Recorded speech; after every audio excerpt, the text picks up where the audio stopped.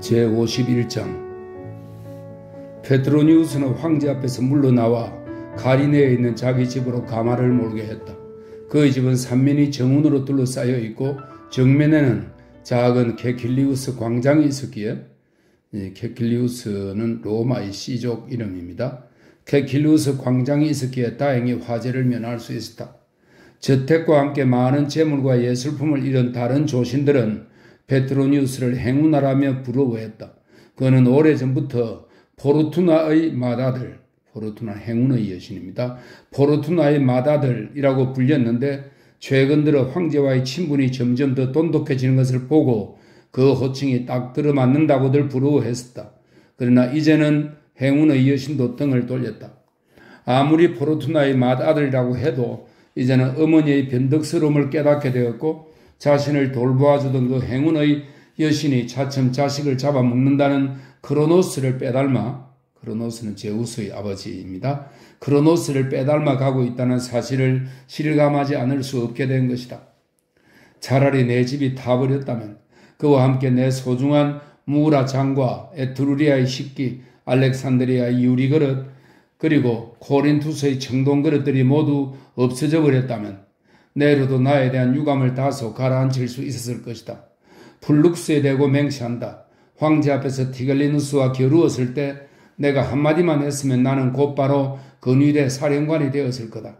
그러면 사실대로 티글리누스가 방화범이라고 공표하고 그에게 죄수복을 입혀 시민들에게 넘겨줄 수 있으리라. 그리고 그리스도교 신자들을 구하고 로마도 복구하여 정직한 사람들이 살기 좋은 그런 시대를 만들 수도 있지 않았을까. 비니키우스를 위해서라도 그 일을 맡았어야 했다. 일이 복잡하고 귀찮아지면 소란이 어느 정도 가라앉은 후에 비니키우스에게 그 자리를 물려줄 수도 있었을 텐데 네로도 물론 반대하지 않았을 것이다. 그러면 비니키우스는 권위병 전체, 어쩌면 황제조차도 세례를 받게 할지도 모른다. 그런다고 나에게 손해될 것이 무엇인가? 믿음이 깊고 덕이 많은 네로, 자비심이 풍부한 네로, 정말 재미있는 구경거리가 될 뻔했는데 페트로니우스는 늘 그렇듯이 낙천적인 쪽으로 생각하며 미소를 지었다. 잠시 후 그의 상념은 다른 방향으로 흘러갔다. 문득 안티움에서 들은 적이 있는 타르수스의 바오르가 한 말이 생각난 것이다. 당신들은 우리를 인생의 적이라고 말합니다. 그러나 페트로니우스여, 내가 묻는 말에 대답해 주십시오. 가령 황제가 그리스도 교도가 되어 우리의 가르침에 따라 로마를 다스린다면 여러분의 삶은 좀 더 평화롭고 안전하게 되지 않겠습니까? 그 말을 되새기면서 페트로니우스는 속으로 중얼거렸다. 카스토르에게 맹세한다. 지금 아무리 많은 그리스도 교도를 죽인다 해도 바오르는 또다시 무수히 많은 새로운 신자들을 만들 것이다. 이 세상이 악을 기초로 해서 성립된 것이 아닌 이상 그의 말과 행동은 지극히 정당한 것이기 때문이다. 그러나 지금 세상에는 불의가 판을 치고 있으니 앞으로 이 세상이 어떻게 돌아갈지 누가 알겠는가. 나도 학식은 웬만큼 쌓은 편이지만 진정한 악인이 되는 법은 익히지 못했으니 조만간 정맥을 끊지 않으면 안 될 날이 올 것이다. 설령 혈관을 끊지 않더라도 결국 그것과 비슷한 방법으로 종말을 맞게 될 것이다. 그런 일이 벌어져도 내게 아까운 것은 에우니케와 무라 잔밖에 없다. 에우니케는 해방시켜주고 무라 잔은 나와 함께 묻도록 해야겠다. 그 두 가지만큼은 무슨 일이 있어도 붉은 수염에게 넘겨주고 싶지 않다. 비니키우스의 일이 걱정스럽구나. 어쨌든 요즘에는 삶이 예전보다는 덜 권태롭기는 하다. 그렇지만 이미 마음의 준비는 되어 있다. 세상은 아름다운 것들로 가득 차 있지만 주위의 많은 사람들이 천박해졌으니 이쯤에서 삶을 마감한다고 해서 아쉬울 것이 없지 않은가. 사는 법을 깨우친 사람은 죽는 법도 알고 있어야 한다. 내 비록 황제의 조신으로 궁에 매여 있었지만 그래도 다른 조신들보다는 훨씬 자유롭게 살아왔다. 페트로니우스는 어깨를 어석거렸다. 그놈들은 아마 내가 지금쯤 무릎을 덜덜 떨고 두려움 때문에 머리털이 곤두서 있으리라고 생각할 것이다. 그러나 지금 내 마음은 지극히 평온하다. 집에 가면 제비꽃을 담근 물로 목욕을 한 다음 내 사랑스러운 금발의 미녀에게 향유를 바르게 하리라. 그리고 가벼운 식사를 하고 안테미오스가 작곡한 아폴로 찬가를 감상해야겠다.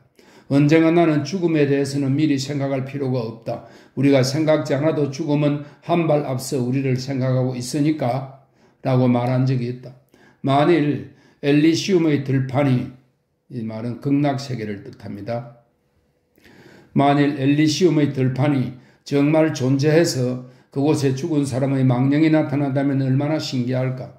그러면 에우니케도 결국 내 곁으로 오게 될 것이고 둘이 함께 시들지 않는 수수나가 만발한 들판을 영원히 거질 수 있을 것이다. 그곳에서는 이 세상에서보다는 훨씬 좋은 친구들을 사귈 수 있으리라. 광대와 사기꾼, 저속하고 품이 없는 속물들은 이제 정말 진저리가 난다. 고상한 판관이라고 불리는 사람이 수십 명 있다 해도 트리마키온 같은, 트리마키온은 페트로니우스가 쓴 사티리콘의 주인공인데요. 노예 출신으로 이제에 발가 졸부가 되어서 귀족 신분을 산 인물이라고 합니다. 트리마키온과 같은 벼락 부자들을 참된 인간으로 만들기란 쉬운 일이 아니다. 페르세포네를 두고 맹세한다. 그런 놈들은 이제 생각만 해도 지긋지긋하다. 문득 페트로니우스는 알 수 없는 무엇인가에 의해 자기와 다른 조신들 사이에 거리가 생겼다는 것을 깨닫고 놀라움을 금치 못했다. 전부터 그들을 잘 알고 그들의 사람된 거 알고 있었지만 지금 이 순간처럼 그들이 자기와는 완전히 동떨어진 사람들이고 모욕받아 마땅한 자들이라고 생각한 적은 없었다. 정말 그들에게 염증을 느끼게 된 것이다. 페트로니우스는 이제 당면한 문제를 차근차근 정리하기 시작했다. 타고난 통찰력으로 아직은 궁극적인 파멸의 위기가 닥치지는 않았다는 것을 예측할 수 있었다. 네로는 일단 우정이니 용서니 하면서 허울 좋고 그럴듯한 말을 했다. 그러니 그것이 그의 진심이 아니라 해도 당분간은 황제로서 한번 내뱉은 그 말에 제약을 받을 것이며 최후의 결단을 내리자면 다른 구실을 내세워야 할 것이다. 그렇게 하려면 시간이 좀 걸릴 테지.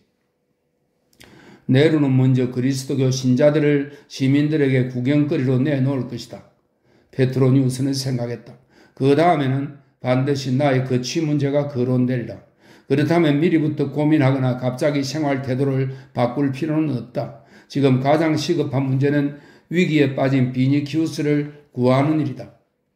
페트로니우스는 비니키우스의 일에 대해 진지하게 고민했다. 그리고 어떻게 하든지 그를 구해야겠다고 결심했다.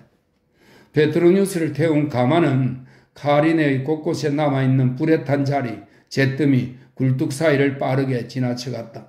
페트로니우스는 갑자기 마음이 바빠져서 더 서두르자고 노예들을 재촉했다. 화재로 집이 타버려 페트로니우스의 집에 묵고 있던 비니키우스는 마침 집에 있었다. 너 오늘도 리기아를 만났느냐? 페트로니우스는 집에 들어서자마자 이렇게 물었다. 안 그래도 방금 그 집에서 돌아오는 길입니다. 내 말 잘 들으라.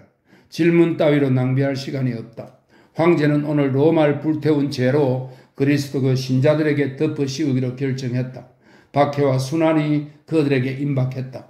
곧 그리스도교 신자들에게 체포령이 내릴 것이다. 당장 리기아를 데리고 알프스산 넘어나 아프리카 쪽으로 피하도록 해라. 빨리 서둘러야 한다. 여기서 강 건너로 가는 것보다 궁전에서 티베리스 강 건너편이 더 가까우니까. 비니키우스는 군인답게 쓸데없는 질문으로 시간을 축내지 않았다. 비록 미간을 찌푸리며 긴장되고 심각한 표정을 짓고 있었으나 공포의 기색은 없었다. 위험에 부딪힐 때 그의 마음속에서 언제나 고개를 드는 것은 강렬한 투쟁과 방어의 욕구였다. 예, 떠나겠습니다. 그는 짧게 대답했다. 또 하나 당부하고 싶은 것이 있다. 상자에 금덩이를 넣어가지고 가거라. 무기도 잊지 말고 그리스도교 신자도 몇 사람 데려가는 것이 좋겠다. 만일의 경우에 싸워야 할지도 모르니까. 비니키우스는 이미 아트리움의 문을 나서고 있었다. 노예를 통해 꼭 소식을 전해라. 페트로니우스가 소리쳤다. 혼자 방에 남게 되자 페트로니우스는 앞으로 벌어질 일들에 대해 신중하게 생각하면서 아트리움을 장식하고 있는 원주 사이를 서성거렸다. 리기아와 리누스가 불길이 가라앉은 다음 전에 살던 집으로 돌아갔다는 것을 페트로니우스도 알고 있었다. 그 집은 티베리스 강 건너의 많은 집들과 마찬가지로 불에 타지 않았던 것이다. 그러나 그것이 오히려 사태를 악화시켰다. 그 집으로 돌아가지만 않았어도 근위대들이 수많은 그리스도교 신자들 틈에서 리기아를 찾아내는 일이 쉽지는 않을 것이기 때문이다. 페트로니우스는 팔라티움 궁전 안에 혹시라도 그 두 사람의 거처를 아는 사람이 없기를 바랐다. 비니키우스라면 무슨 수를 써서라도 근위대보다 먼저 그곳에 도착하리다. 디겔리우스는 분명 짧은 시간에 되도록 많은 그리스도교 신자들을 체포하기 위해 온 로마 시가지에 그물을 치겠지만 그러자면 근위대를 여러 개의 작은 부대로 나누어야 한다. 리기아의 체포를 위해 10명 정도의 병사가 동원된다 해도 그 리기족의 거인은 혼자서도 충분히 그들을 제압할 수 있을 것이다. 게다가 비니키우스까지 같이 하면 무슨 걱정이 있겠는가? 페트로니우스는 이렇게 생각하며 어느 정도 마음을 놓았다. 근위대의 무기를 들고 대항하는 것은 황제에게 도전하는 것과 마찬가지다. 만일 비니키우스가 용케 황제의 손아귀에서 벗어나 리기아와 함께 무사히 몸을 숨긴다면 그 복수의 불똥은 반드시 자기에게 튈 것이다. 그러나 페트로니우스는 조금도 개의치 않았다. 네로와 티겔리누스의 계획을 방해할 수 있다고 생각하니 오히려 통쾌했다. 페트로니우스는 재물과 인력을 아끼지 않고 그들을 도우리라고 결심했다. 타라수스의 바오르는 이미 안티움에서 페트로니우스의 노예 대부분을 그리스도교 신자로 만들었다. 그리스도교 여신도를 보호하는 일이라면 그 노예들이 헌신적으로 협력할 것이다. 마침 그때 에우니케가 들어왔으므로 페트로니우스의 생각은 중단되었다. 에우니케를 보자 모든 근심 걱정이 순식간에 사라졌다. 그는 황제도 자기를 향한 황제의 언짢은 감정도 타락한 조신들도 그리스도교 신자들에게 닥친 위험도 리기아와 비니키우스의 문제조차도 말끔히 잊어버렸다. 아름다운 육체에 심취한 단미주의자로 돌아가 사랑스러워 못 견디겠다는 황홀한 표정으로 그리고 상대방에게도 사랑의 불꽃이 타오르게 하는 뜨거운 시선으로 에우니케를 바라보았다. 그녀는 코아 베스티스는 비단으로 만든 코스 섬의 전통 의상입니다. 코아 베스티스라는 제비꽃 빛깔의 얇은 가운을 입고 있었는데 그것을 통해 훤히 들여다보이는 에우니케의 장밋빛 살결은 마치 여신처럼 아름다웠다. 페트로니우스가 다정한 손길로 자신을 어루만져 주기를 밤낮으로 갈망하는 에우니케로서는 바로 그 사람이 지금 자기를 찬미의 대상으로 바라보자 황홀한 기쁨을 느끼면서 얼굴을 붉혔다. 그 모습은 여인이라기보다는 차라리 천진난만한 소녀와도 같았다. 무슨 일이지 카리스? 페트로니우스가 두 손을 그녀에게 내밀며 물었다. 에우니케는 금발의 머리카락을 그의 두 팔 안에 묻으며 대답했다. 주인님, 안티미오스가 노래 부르는 사람들을 데리고 왔습니다. 지금 노래를 들으시려는지 여쭈어보라고 해서요? 아니, 조금만 기다리라고 해라. 이따가 식사할 때 아폴로 창가를 듣기로 하자.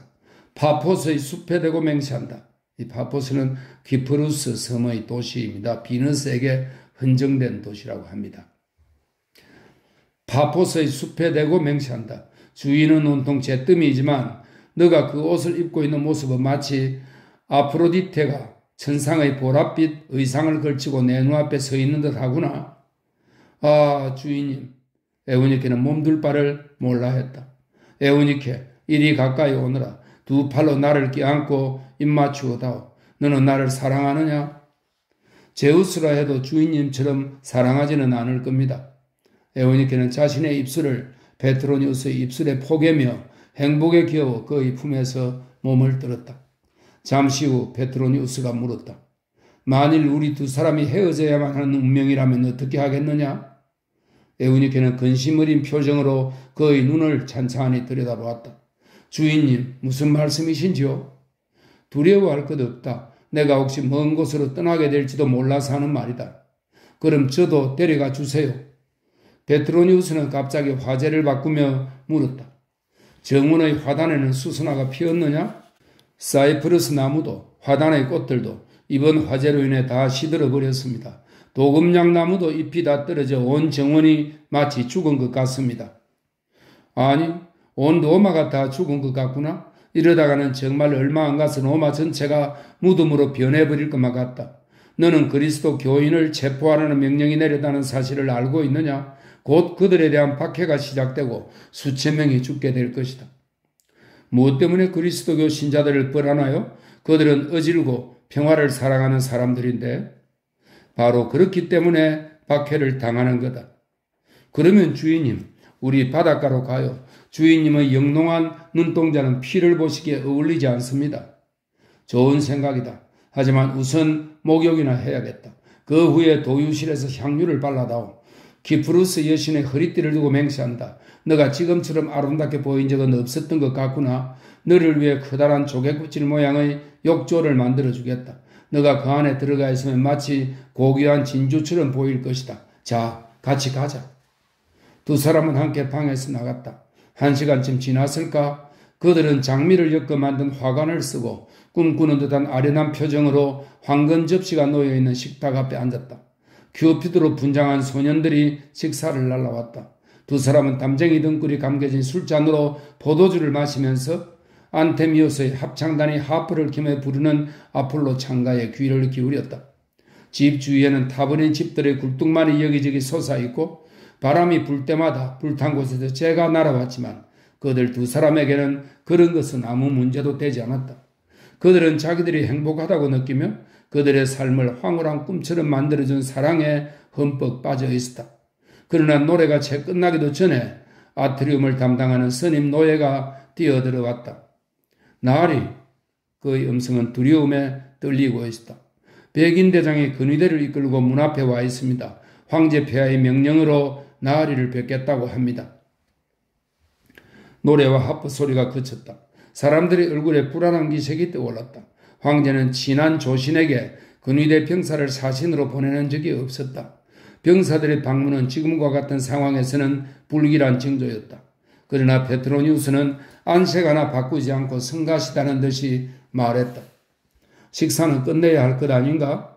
페트로니우스는 아트리움 담당 노예에게 말했다. 아무튼 들어오라고 해라. 노예는 휘장 뒤로 사라졌다. 잠시 후 묵직한 발자국 소리가 들리더니 페트로니우스가 잘 아는 백인대장 아페르가 머리에 투구를 쓴 채 안으로 들어왔다. 각하, 이것은 폐하의 친서입니다. 페트로니우스는 마지못한 듯 한 손으로 서찰을 받아들고 잠시 훑어보고는 담담한 태도로 에우니키에게 그것을 건네주었다. 폐하께서 오늘 밤 트로이의 멸망 신작을 낭송하신다는군. 그래서 나를 초대하신 거야.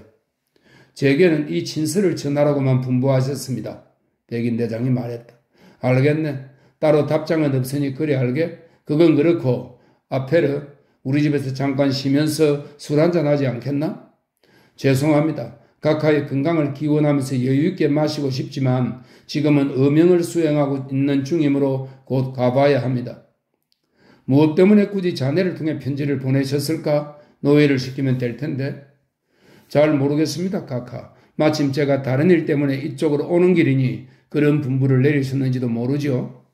그래, 알겠군. 자네가 말하는 다른 일이란 그리스도교 신자와 관련된 일이겠지? 그렇습니다, 각하. 수색은 벌써 시작되었나? 몇몇 부대는 이미 오전 중에 티베리스강 건너쪽으로 파견되었습니다. 백인 대장은 군신 마르스를 참미하는 뜻으로 술잔을 기울여 마룻바닥에 포도주를 조금 흘리고는 단순에 술잔을 비웠다. 각하, 그럼 제 신들의 은총으로 소원 성취하시기 바랍니다. 안녕히 계십시오. 그 술잔을 가지고 가게나. 페트로니우스가 말했다. 백인 대장이 간 뒤 페트로니우스는 아폴로 창가를 끝까지 연주하라고 손질했다. 붉은 수염은 나와 비니큐스를 상대로 한판 벌일 셈이로구나. 하프 연주가 다시 시작될 무렵 페트로니우스는 생각했다. 난 그의 마음속에 들어앉아 있다. 백인 대장을 보낸 것은 나를 위협하기 위해서다. 내가 어떤 태도로 백인 대장을 맞이했는지 꼬치꼬치 캐 묻겠지. 하지만 난 그렇게 호락호락 굴복하지는 않을 것이다. 이 잔인하고 고약한 꼭두각시야. 네 놈이 내게 앙심을 품고 있고 조만간 나를 죽이려 한다는 것을 다 알고 있다. 그렇다고 내가 살려달라고 애원한다든지 내 얼굴에 공포와 굴욕의 표정이 떠오르는 것을 보게 되리라고 생각한다면 그건 오산이다. 주인님, 폐하께서는 서신에 두 사람, 이 두 사람은 페트로니우스와 비니키우스를 가리킵니다. 폐하께서는 서신에 두 사람 다 의향이 있으면 참석하라고 하셨는데 굳이 가시겠습니까? 에우니키가 물었다. 가고 말고. 오늘은 기분이 몹시 좋으니 황제의 시도 참아줄 수 있을 것 같구나.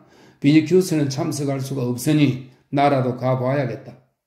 페트로니우스는 식사를 마치고 평소와 다름없이 산책을 끝낸 뒤 머리 매만지는 노예와 토가에 주름을 잡는 노예에게 몸단장을 맡겼다. 1시간 뒤 그는 신처럼 아름답게 차리고 가마에 올라 팔라티움 언덕으로 향했다. 꽤 늦은 시각이기는 했지만 포근하고 고요한 밤이었다. 달빛이 온 누리를 환하게 밝혔으므로 하인들이 횃불을 들 필요가 없었다. 거리의 곳곳에서 또 잿더미 위에서 술에 만취한 사람들이 머리에 담쟁이와 인동등불을 엮어 만든 화관을 쓰고 손에는 황제의 정원에서 꺾은 월계수와 백창포 가지를 들고 비틀거리는 모습을 볼 수 있었다.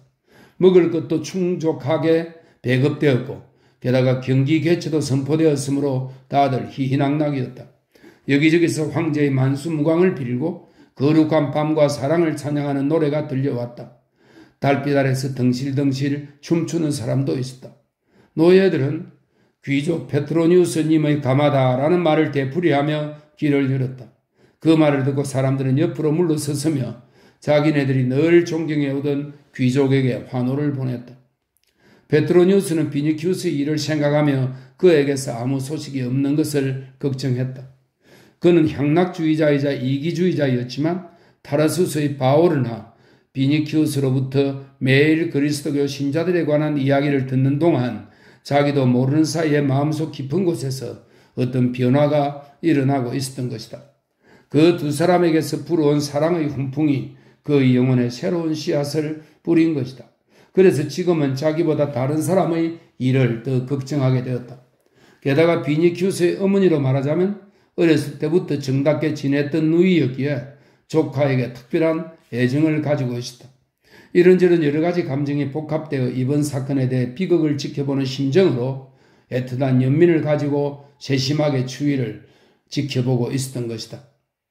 페트로니우스는 비니키우스가 무슨 수를 써서라도 그누이들보다 먼저 리기아가 있는 곳에 당도하여 함께 피신했거나 서로 일이 조금 잘못되었다 해도 그녀를 구출하는 데 성공했으리라는 희망을 잃지 않았다. 황제가 그에게 여러 가지 질문을 할지도 모르니 명확하게 대답을 하려면 어쨌든 조카의 신변에 관한 일을 미리 알아둘 필요가 있었다. 페트로니우스가 티베리우스 궁전 앞에 가마를 세우고 아트리움으로 들어가 보니 그곳에는 벌써 많은 조신들이 모여 있었다. 불과 어제까지만 해도 가깝게 지내던 사람들이 페트로니우스를 보자 그가 초대받은 것에 놀라며 모두들 그를 멀리하는 눈치였다. 그러나 페트로니우스는 우아하고 당당하게 그리고 주위의 시선 따위는 아랑곳하지 않고 마치 자신이 커다란 호의라도 베푸는 듯한 자세로 그들 틈에 어울렸다. 페트로니우스의 이런 자신만만한 태도를 보고 그를 냉정하게 대한 것이 너무 경솔한 일이 아닐까 하고 은근히 후회하는 조신들도 있었다. 황제는 페트로니우스를 못 본 척했다. 페트로니우스가 인사를 해도 이야기에 열중한 척 딴청을 부리며 답하지 않았다. 디겔리누스가 가까이 다가와 그에게 말을 건넸다. 어서 오시오 고상한 판관. 당신은 아직도 로마를 불태운 범인이 그리스도 신자들이 아니라고 주장할 작정이요?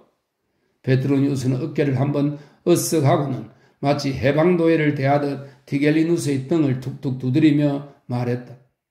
로마에 불을 지른 자가 누군지는 당신이 나보다 더 잘 알 것이 아니오? 어쨌든 당신과 지혜를 기를 생각은 없소이다. 그거 참 신통한 생각을 했군요. 그렇지 않으면 폐하께서 트로이의 멸망 신작을 낭송하실 때 당신은 공작처럼 이상한 소리를 지르는 대신에 말도 안 되는 의견이나 내놓으려 할 테니 말이요. 디겔리누스는 이를 악물었다. 오늘 새 작품을 낭송하기로 한 황제의 처사가 그의 마음에는 들지 않았다. 황제가 시를 읊는 자리에서는 도저히 자기가 페트로니우스의 상대가 될 수 없다는 것을 잘 알고 있기 때문이다. 실제로 네로는 시를 낭독하는 동안 오랫동안 굳어진 습관대로 자기도 모르는 사이에 페트로니우스의 눈치를 살피며 그의 얼굴에 떠오르는 표정을 읽으라고 애를 썼다. 페트로니우스는 정신을 집중하고 귀를 기울이면서 한 구절도 빼놓지 않고 열심히 듣고 있다는 표시로 눈썹을 올렸다 내렸다 하기도 하고 가끔 고개를 끄덕거리기도 했다.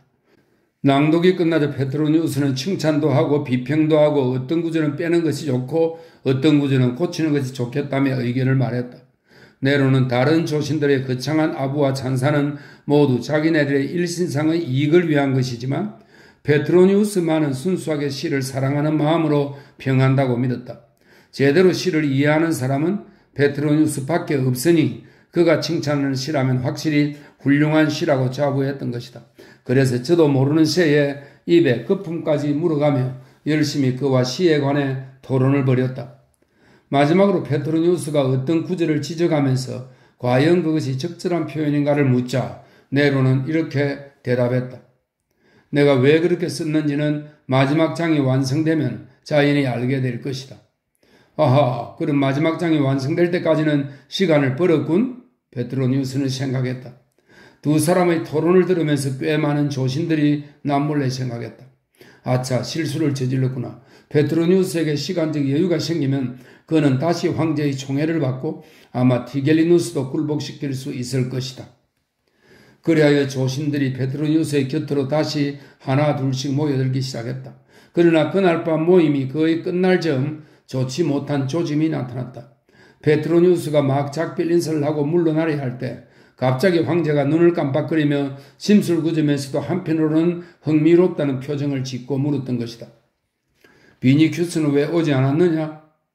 만일 비니큐스와 리기아 두 사람이 무사히 성문 밖으로 도망갔다는 확실한 정보만 가지고 있었다면 페트로니우스는 이렇게 대답했을 것이다. 폐하께서 허락해 주신 바와 같이 비니큐스는 리기아와 결혼식을 올리고 지금 여행 중입니다. 그러나 네로가 묘한 미소를 짓고 있었으므로 이렇게 대답할 수밖에 없었다. 폐하의 초청장을 받았을 때 그는 집에 있지 않았습니다.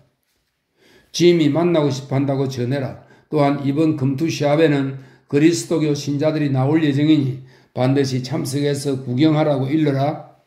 네로가 말했다. 그 말에 페트로니우스는 불안해지기 시작했다.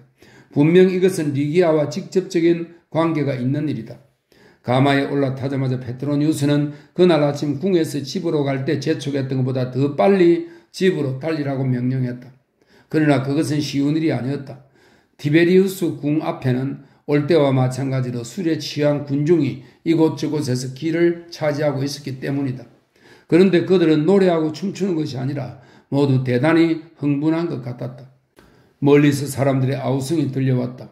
처음에는 무슨 말인지 몰랐으나 점차 소리가 커짐에 따라 마침내 가슴을 서늘하게 하는 무서운 말이 또렷하게 들렸다. 그리스도교 신자들을 사자밥으로 조신들의 호화로운 가마들이 절규하는 군중 사이를 빠져나가고 있었다.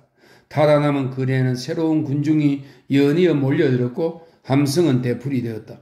수색은 이미 정오부터 시작되었다는 둥, 수천 명의 방화범이 벌써 체포되었다는 둥, 소문이 입에서 입으로 번져나갔다.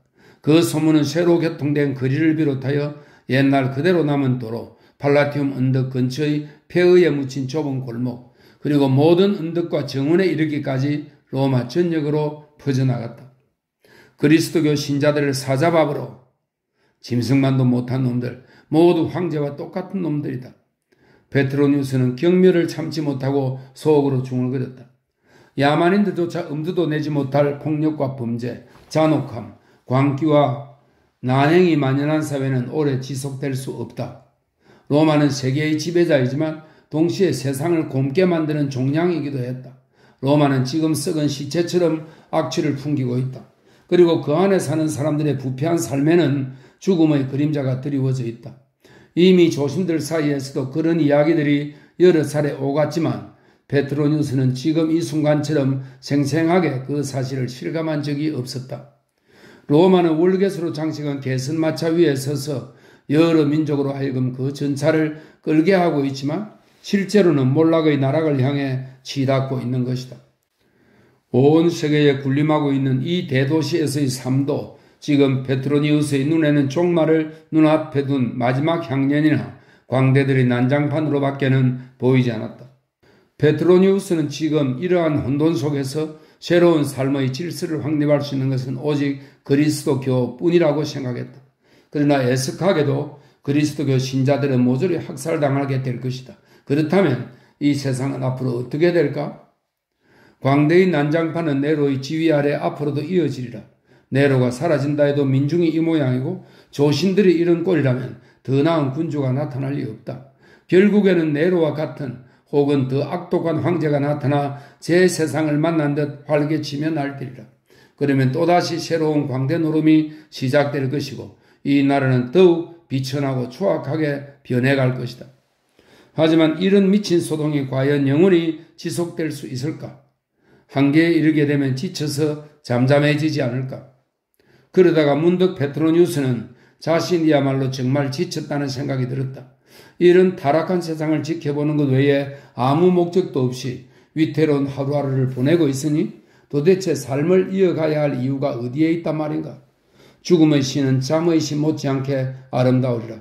죽음의 신 또한 어깨에 날개가 돋쳐 있지 않은가? 기마가 저택 입구에 멈춰 섰다. 부지런한 문지기가 곧바로 문을 열었다. 비니키우스는 돌아왔는가? 페트로니우스가 물었다. 네, 방금 돌아오셨습니다. 리기아를 구출하지 못했구나. 페트로니우스는 생각했다.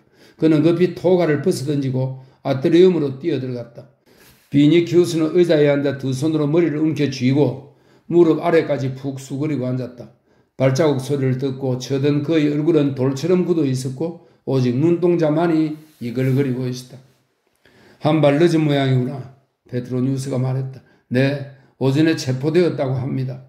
잠시 침묵이 흘렀다. 리기아는 만났니? 네. 지금 어디에 있느냐? 마메르티누스 감옥입니다. 페트로니우스는 몸서리를 쳤다. 그가 무엇인가가 궁금한 듯한 표정으로 비니키우스를 뚫어지게 쳐다보았다. 비니키우스는 삼촌의 의중을 알아차렸다. 생각하시는 그런 일은 없습니다. 다행히 둘리아놈이나, 둘리아면 천장에 구멍이 뚫린 지하 감방입니다. 다행히 둘리아눔이나 중죄인을 가두는 감옥에 들어가지는 않았습니다. 저는 간수 한 명을 매수하여 그가 맡고 있는 감방에다 리기아를 수용해 달라고 일렀습니다. 우르수스는 감방에서 건의를 지키고 있습니다. 리기아가 체포되는 동안 우르수스는 무엇을 하고 있었지? 왜 막지 않았을까? 근위대 병사가 10명이 나왔답니다. 게다가 리누스가 저항하지 말라고 했고요. 리누스는 어찌 되었는가? 죽어가고 있습니다. 그래서 잡혀가지 않았습니다. 그래, 이제 어떻게 할 작정이지? 리기아를 구해내든가 아니면 그녀와 함께 죽겠습니다. 저 역시 그리스도교 신자가 되었으니까요. 비니큐스는 침착하려고 애쓰며 말했으나 그 목소리는 절망으로 떨리고 있었다. 페트로니우스는 조카에 대한 애끓는 연민으로 인해 마음이 아팠다. 너희 기분은 10분이 이해한다. 그러나 어떤 방법으로 여자를 구출할 셈이냐? 감옥의 간수들에게 미리 돈을 듬뿍 쥐어주었습니다. 리기아에게 무리하게 굴지 않도록 그리고 탈옥을 방해하지 않도록 말입니다. 언제 실행할 작정이지? 간수들은 책임 추궁이 두려워 당장은 탈옥시킬 수 없다고 했습니다. 그러나 감옥이 수감자들로 꽉 차게 되면 내부가 어수선해질 테니까 그때 빼내올 수 있을 것입니다. 그러나 그것은 최후의 수단입니다. 그 전에 리기아와 저를 구해주십시오. 삼촌께서는 황제의 절친한 친구이고 황제 자신이 제게 리기아를 내주지 않았습니까? 제발 황제에게 부탁해서 저희를 좀 살려주십시오. 페트로니우스는 이 말에는 대꾸하지 않고 노래를 불러 검은 외투 2벌과 칼 2자리를 가져오라고 명령했다. 그리고 비니키우스에게 말했다. 자세한 얘기는 가면 사자. 어쨌든 외투와 칼을 들으라. 함께 감옥으로 가자. 간수들에게 10만 세스테르티우스를 주고 탈옥을 부탁해보자. 아니 그 2배, 5배라도 주어서 리기아를 빼낼 수 있다면 그렇게 하자. 서두르지 않으면 모든 게 돌이킬 수 없게 된다. 자, 어서 가십시다. 비니키우스가 말했다. 두 사람은 거리로 나섰다. 내 말을 잘 들으라. 페트로니우스가 입을 열었다. 지금은 넉장 부릴 때가 아니다. 나도 오늘로서 황제의 눈밖에 나고 말았다. 내 목숨도 언제 어떻게 될지 모르는 형편이니 황제에게 매달려봤자 아무 소용이 없다. 뿐만 아니라 내가 무엇인가를 부탁하면 황제는 오히려 그와 정반대로 할 것이다. 그렇지만 않아도 내가 너에게 리기아와 함께 먼 곳으로 떠나라든지 폭력을 써서라도 구해내라고 권하지는 않았을 것이다. 만일 너가 도망치게 되면 황제의 노여움이 필경 내게로 향하게 될 테니 말이다. 오늘부터 황제는 내 부탁을 들어주느니 차라리 내 청을 기꺼이 너희 청을 기꺼이 들어주려 할지도 모른다. 그러니 황제를 설득할 수 있다는 기대는 하지 마라. 아무튼 지금은 리기아를 탈옥시켜 너희 둘이 함께 도망치는 수밖에 없다. 만일 실패하면 다른 수단을 강구해야지. 이것만은 알아두어야 한다. 리기아가 체포된 것은 그녀가 단지 그리스도교 신자이기 때문만은 아니다. 진짜 이유는 포페아가 너와 리기아에게 앙심을 품었기 때문이다. 너가 황후를 거절하여 모욕을 주었기 때문에 사태가 이렇게까지 악화된 것이다. 포페아는 자기가 너에게 거절당한 이유가 리기아 때문이라는 것을 잘 알고 있다. 게다가 포페아는 처음부터 리기아를 미워했다. 전에도 황녀가 죽은 것이 리기아의 저주 탓이라며 그녀를 해치려고 한 일이 있었지 않니? 결국 이번 사건도 그 배후에는 포페아의 흉계가 도사리고 있을 것이다. 만일 그렇지 않다면 다른 신자들도 많은데 굳이 리기아가 제일 먼저 체포된 이유를 어떻게 설명할 수 있단 말이냐? 누군가가 리누스의 집을 가르쳐준 것이 틀림없다. 분명 황후는 오래전부터 리기아를 노리고 사람을 시켜 그녀의 뒤를 밟게 한 것이다. 이런 말을 들으면 물론 피가 마르고 희망이 송두리째 사라지는 것 같겠지. 그래도 내가 굳이 이 말을 하는 것은 포페아 일당에 미쳐 눈치채기 전에 리기아를 탈옥시키지 못하면 둘 다 끝장이라고 판단했기 때문이야. 예, 잘 알겠습니다, 삼촌. 비니큐스가 나지막한 목소리로 힘주어 말했다.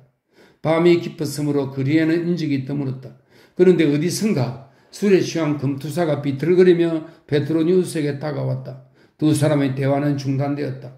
금투사는 베트로니우스의 어깨에 한 손을 얹고 술 냄새를 풍기며 쉰 목소리로 외쳤다.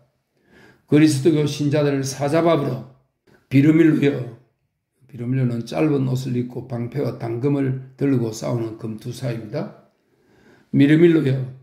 베트로니우스가 말했다. 순순히 말할 때 가던 길이나 계속해라. 주정뱅이는 다른 한 손으로 베트로니우스의 팔을 잡고 혀 꼬부러진 소리로 말했다. 나를 따라 외쳐라. 싫다면 너는 모가지를 비틀어 주겠다. 자, 어서 따라해라. 그리스도교 신자들을 사자밥으로. 베트로니우스의 예민한 신경은 그 지긋지긋한 말을 더 이상 참을 수 없었다. 궁전에서 나왔을 때부터 그 말은 지독한 악몽처럼 끈질기게 귓전을 맴돌며 숨통을 채워왔던 것이다. 그런 베트로니우스에게 무리한 취객의 주먹이 뻗어오자 그는 인내의 한계가 왔다. 이놈, 네가 술에 취해 감히 내가 가는 길을 막으려 드느냐? 말 떨어지기가 무섭게 베트로니우스는 몸에 지니고 있던 단도를 들어 칼자루까지 들어갈 정도로 깊숙이 사내의 가슴에 박았다.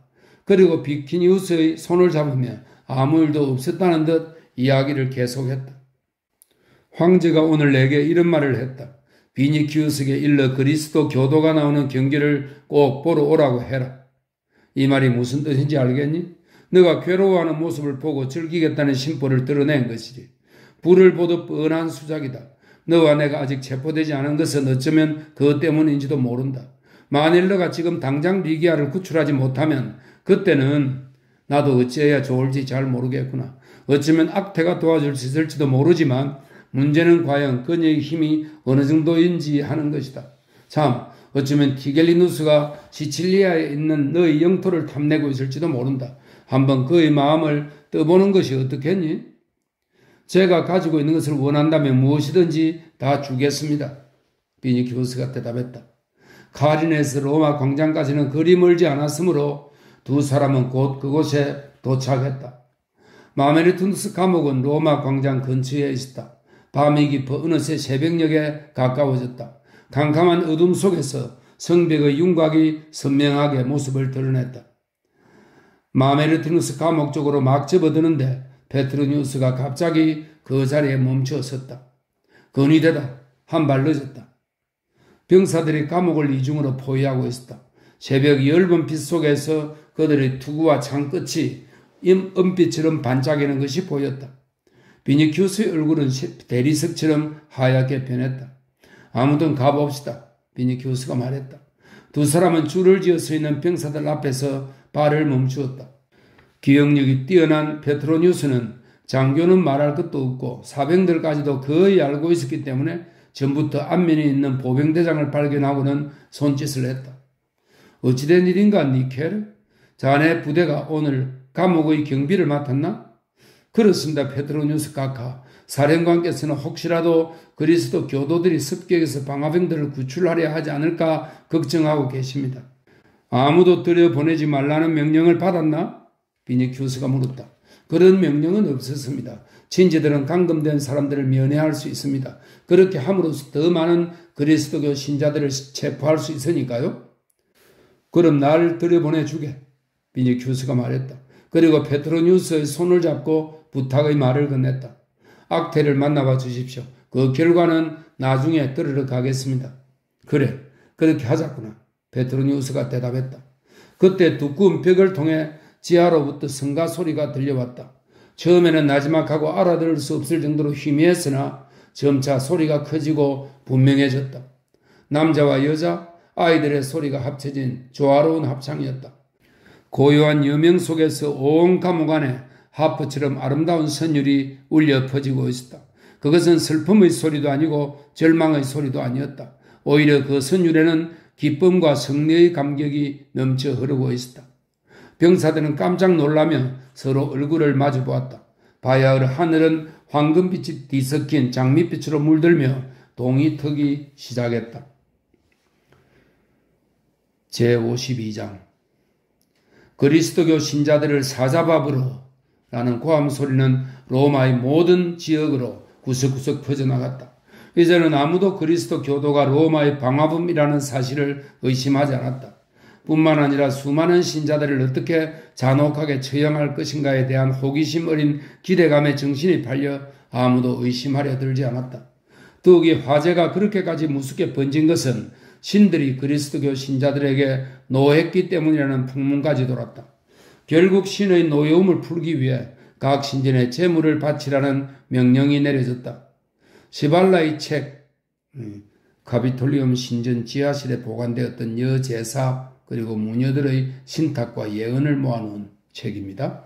시빌라의 책에 적힌 가르침에 따라 원로는 불카누스와 케레스, 페르세포네를 위해 제사를 지내고 기도를 바치기로 결정했다. 아이가 있는 부인들은 여신 주노에게 제물을 바쳤다. 여신의 조상 앞에 뿌릴 물을 길어오기 위한 행렬이 하도 길어서 바다에까지 이어지기도 했다. 결혼한 지 얼마 안 된 젊은 아낙네들은 제신에게 바칠 향년을 준비하며 밤새워 기도했다.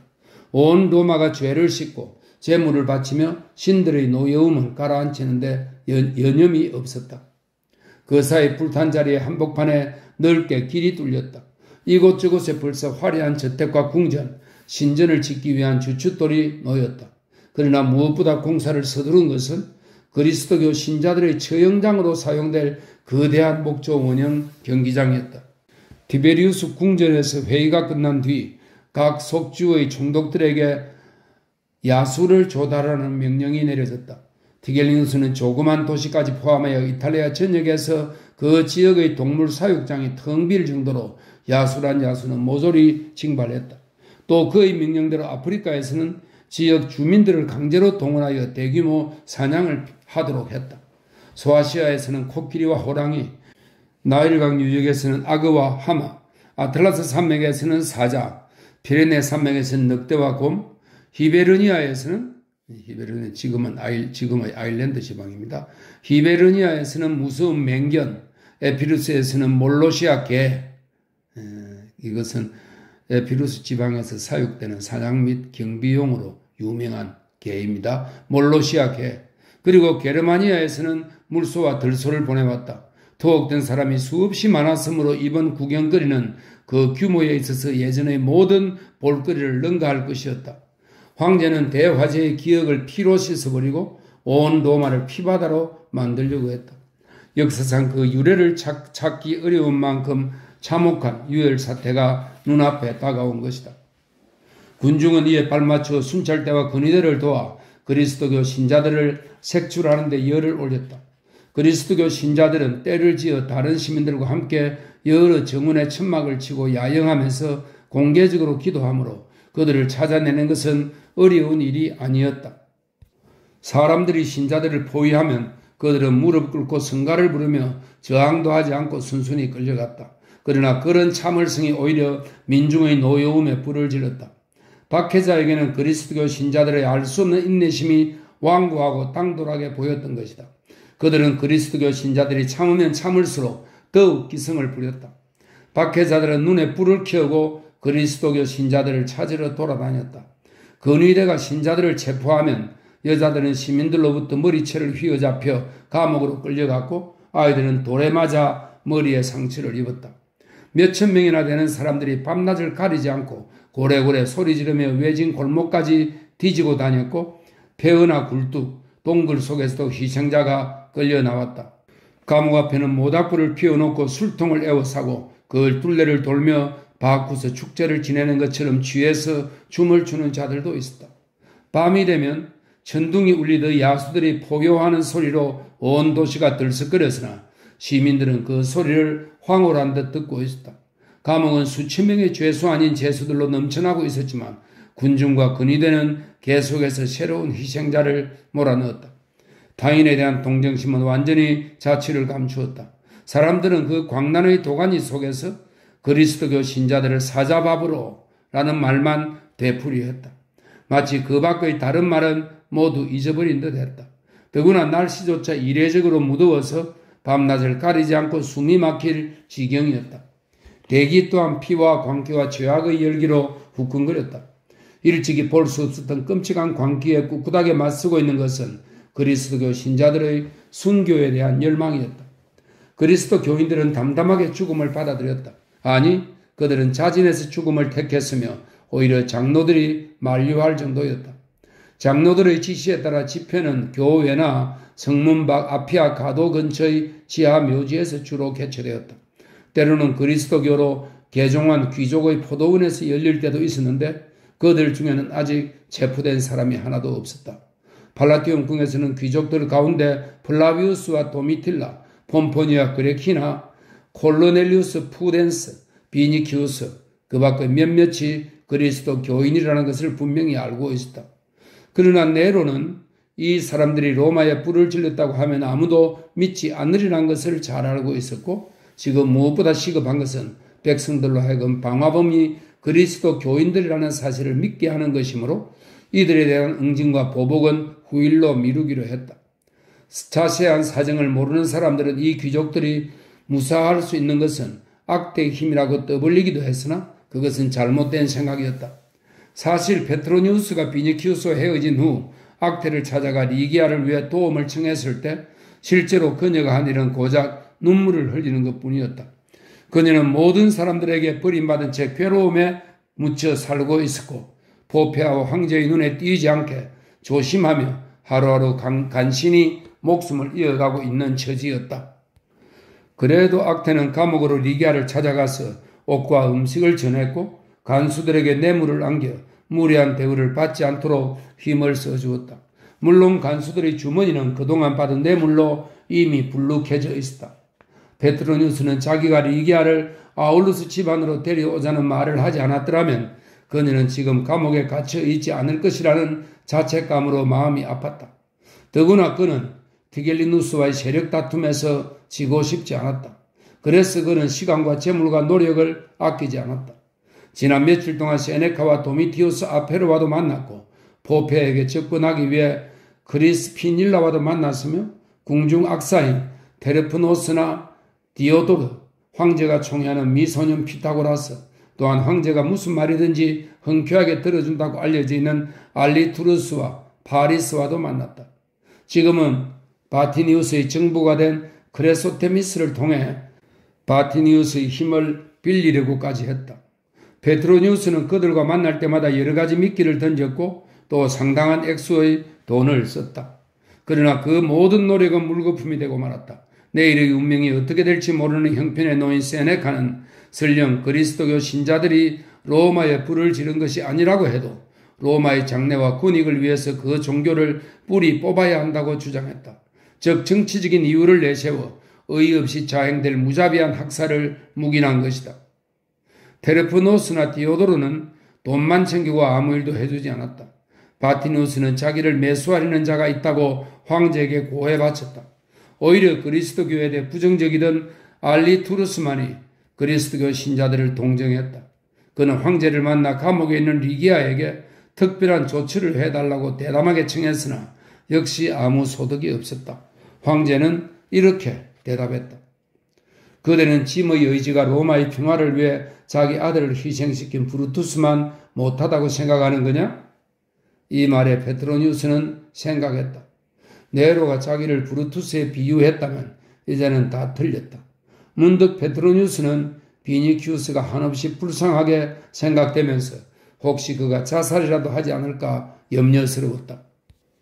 지금 비니키우스는 리기아를 구출해 내리는 노력과 감옥에 찾아가 리기아를 만나겠다는 희망, 그리고 코앞에 닥친 괴로움을 견뎌 내리는 의지로 간신히 버티고 있지만 모든 노력이 숲으로 돌아가고 마지막 희망의 불꽃마저 꺼져버리고 나면 가스토를 두고 맹세하지만 그는 자신의 칼을 자기 목에 겨누고 말 것이다. 페트로니우스는 비니키우스처럼 애달픈 사랑으로 고민하는 것보다는 차라리 자살하는 편이 나을지도 모른다고 생각했다. 한편 비니키우스는 리기아를 구출하기 위해서 자신이 할 수 있는 모든 수단과 방법을 동원해가며 안간힘을 쓰고 있었다. 당당하고 오만했던 그가 여러 조신들을 찾아가 머리를 숙이면서 리기아를 살려달라고 애원했다. 비텔리우스를 통해 시칠리아의 영지를 비롯해 원하는 것은 무엇이든지 주겠다는 의사를 티겔리누스에게 은밀하게 전하기도 했다. 그러나 티겔리누스는 황후의 노여움을 사는 것이 두려워 비니키우스의 제안을 거절했다. 혹시라도 직접 황제를 찾아가 무릎을 꿇고 애원해 보는 것이 어떨지 궁리하다가 비니키우스는 페트로니우스에게 자문을 구했다. 그러다가 만일 황제가 너의 청을 거절한다든지 조롱으로 답한다든지 심술궂게 위협이나 하면 어쩔 셈이냐? 이 말을 듣자 비니키우스는 고통과 분노로 얼굴이 일그러졌다. 꽉 담은 그의 입술에서 우두둑 이를 가는 소리가 새어나왔다. 그것 보렴. 페트로니우스가 말했다. 황제를 찾아가는 것은 단념하는 편이 나을 것 같구나. 그렇게 성질을 부리다가는 그나마 구출할 수 있는 모든 가능성이 영영 사라져버릴 수도 있으니까. 비니키우스는 감정을 억누르고 이마에 밴 식은 땀을 손등으로 훔쳐내며 말했다. 아닙니다. 참을 수 있어요. 저는 그리스도교 신자인걸요? 너가 바로 조금 전에 그리스도교 신자라는 사실을 망각했듯이 또다시 잊어버리지 않는다고 누가 장담할 수 있겠니? 너희 몸을 망치는 것은 너희 자유이지만 리기아까지 망쳐서는 안 된다. 세아누스의 딸이, 세아누스는 2대 황제 티베리우스의 근위대 대장이자 집정관입니다. 2인자로서의 세력이 너무 커지자 신중한 티베리우스에 의해 처형당한 인물입니다. 세아누스의 딸이 죽기 전에 어떤 봉변을 당했는지 설명이 있습니다. 처녀는 처형시키지 않는 당시의 관습에 따라 처형 전에 옥리에게 능욕을 당했다고 합니다. 세아누스의 딸이 죽기 전에 어떤 봉변을 당했는지 잊어서는 안 된다. 말은 그렇겠지만 사실 페트로니우스는 리기아보다 비니키우스가 더 걱정되었다. 이 불같은 승리의 조카가 위험한 행동을 하지 못하도록 하려면 대책을 강구할 필요가 있었다. 그래서 이런 위기에 경솔하게 행동하면 리기아도 같이 파멸하게 된다는 걸 일깨워 주는 것이 가장 좋은 방법이라고 판단했던 것이다. 페트로니우스의 예상은 들어맞았다. 팔라티움 궁에서는 청년 호민관 비니키우스가 들이닥칠지도 모르는 만일의 사태에 대비하여 이미 만발의 조치를 마련해 놓았던 것이다. 이제 비니키우스의 고통과 번뇌는 인간의 힘으로는 도저히 견뎌낼 수 없을 지경에 이르렀다. 감옥에 갇힌 리기아에게 순교의 영광이 시시각각 다가오는 것을 지켜보면서 비니키우스의 애정은 전보다 훨씬 더 커졌으며 마치 천상의 존재를 대하듯 존경과 숭배의 마음까지 품게 되었다. 죽음보다 더 무서운 형벌이 리기아를 기다리고 있고 이 사랑스럽고 거룩한 존재를 영원히 잃게 될지도 모른다고 생각하면 혈관의 피가 다 얼어붙는 듯 했다. 그의 영혼은 고통으로 신음했고 그의 의식은 혼란에 빠졌다.